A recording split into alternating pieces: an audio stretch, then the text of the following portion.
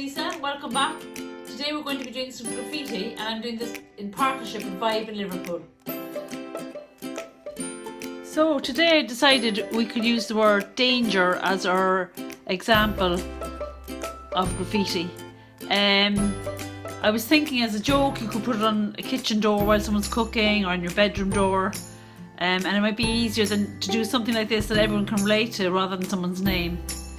So just to begin, if you roughly sweep your hand over the page, you roughly want it from here to here, in there. You don't want to start here and next thing your R is going off the page. So roughly sweep your pencil over and copy something that you know that size works on that size page. So just sweep your pencil over, D, A, N, G, E, R. Okay, so you know that works, that size. Not sure if that can come out in camera. Next we're going to go in with bold letters in there here. So you've got your D, A, N, it's there, G, roughly here, E and R. Okay, that's roughly the outlines. Now I'm going to block print each letter. It doesn't matter if yours aren't exactly the same. Every effort helps, and it took me a while to get used to doing it. So it's the D. Just copy mine if you like. A,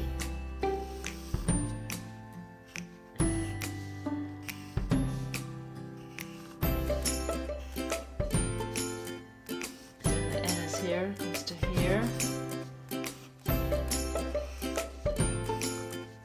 And as you can see, I'm making mine a little different even from the previous one. So go to the G.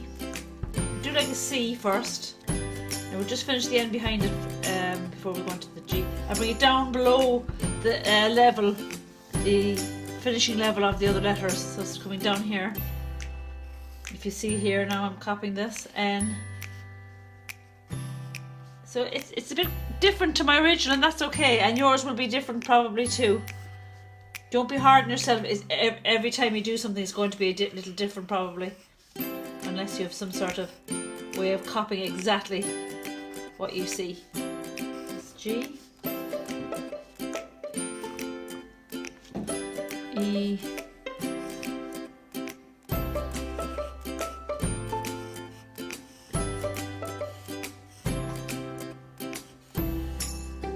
and R.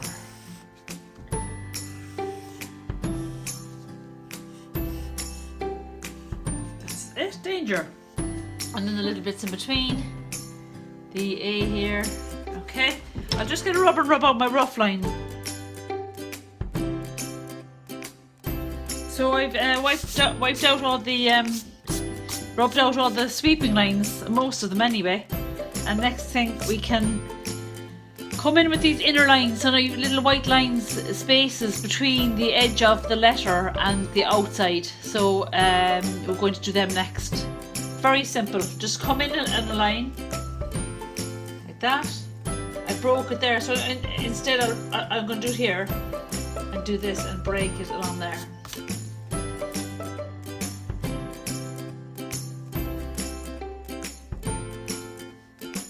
And they're going to be left white, those spaces. So just a little lightning sign, that's going to be white. We'll do just a little square edge there. And also I'll just do like a flash mark here.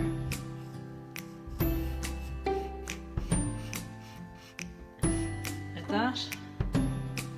Do another little line there. So that shape is just a little bit square. Like that. So you've got all that done.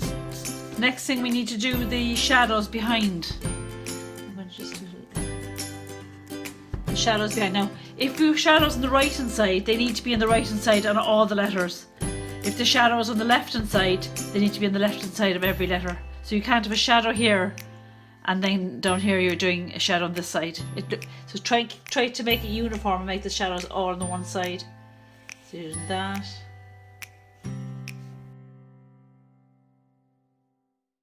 Now I did drip, sort of a drip effect to make it look like blood because it's danger and it's supposed to be quite scary, so I'm going to try doing this in red.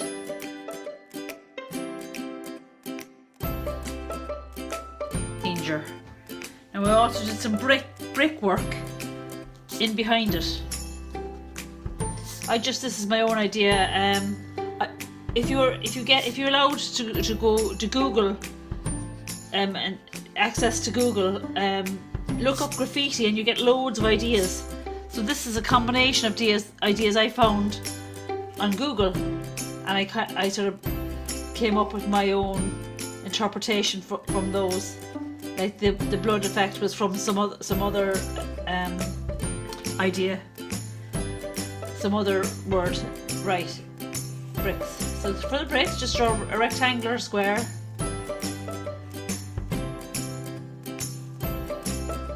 And then just another one in the middle. So 2 meet, and then another one built in between those. So 2 meet, one in the middle, and then you can keep on going like that. So you can keep going like this if you wanted to.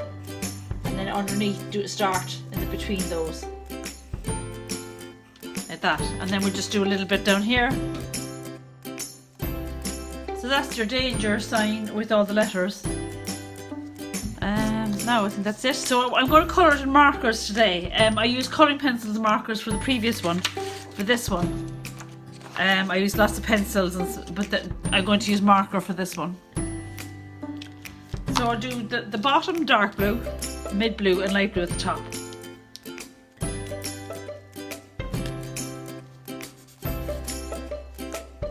Actually, before I do that, sorry, I'm going to go over the whole writing with the marker.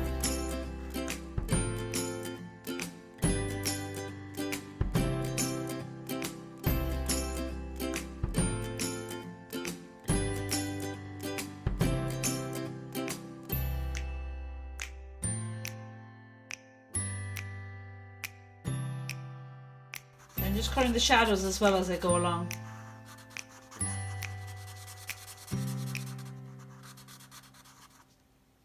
So all these are shadows, the black here are shadows. Now I'm going to start the drips. There, so I'll be doing them in red.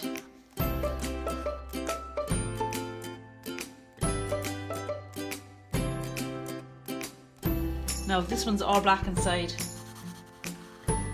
Make sure you don't go into the E. So all this is black inside. You can colour this black as well with a colouring pencil, but if you have a marker, I think it's more effective to use all the black areas with a black marker rather than a black pencil. It's more striking, I think. The markers always give you a bold, strong line, compared to the pencil, which is more of a chalky effect.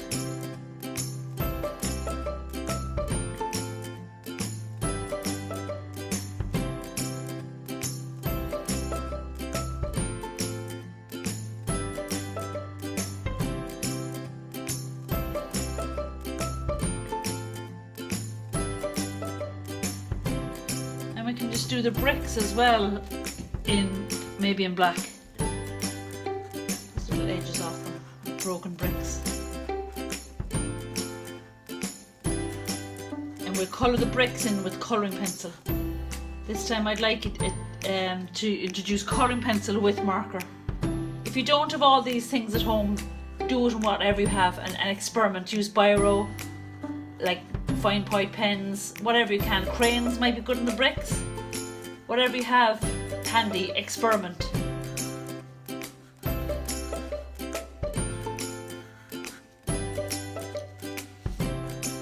Okay, so that's our danger, all coloured in black marker, and I'll leave these areas, and I'll just leave out, when I colour in marker, I'll leave these areas white.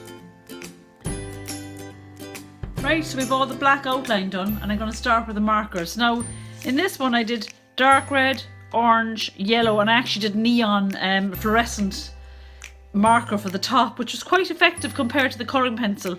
In this one, I'm going to use all blues, dark blue at the bottom, pale blue on the middle, and the lightest blue on the top. So just to show you, these are my colours. Dark blue for the bottom, mid blue, and light blue then is this one. But for the drips, I'm going to do them in red. I think I'm going to start with the drips because I feel like it'll sort of be a sort of sudden sort of a excitement when I'm colouring it in when I see all that red. So let's just do the red first, the drips. And I'm just going to do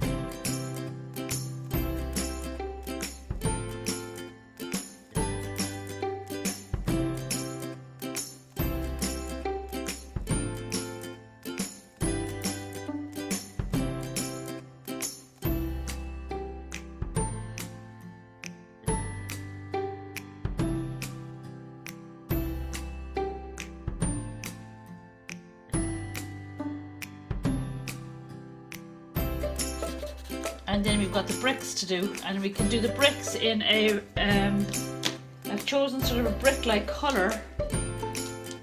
These two here, this colour pencil and this colour. Now you mightn't have them in your set, but get them if you have them in a crayon or as a marker. That's totally fine.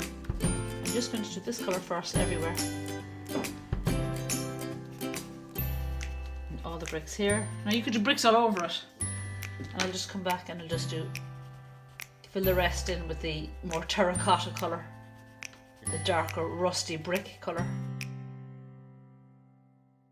Now there's your danger. Now you could have lots of fun with this. You could, in this one here, I did a surround of light green, and you could go around it again in yellow. Let's just try a yellow, and you can just experiment yourself at home.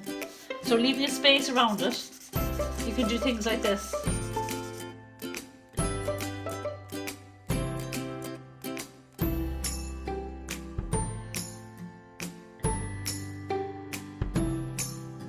You know what I mean? And so it's and you can always, if you want to just have fun with it, then just do grass as if it's on a wall.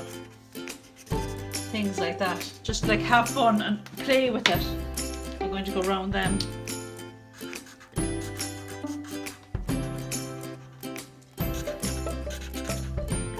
Like that kind of thing.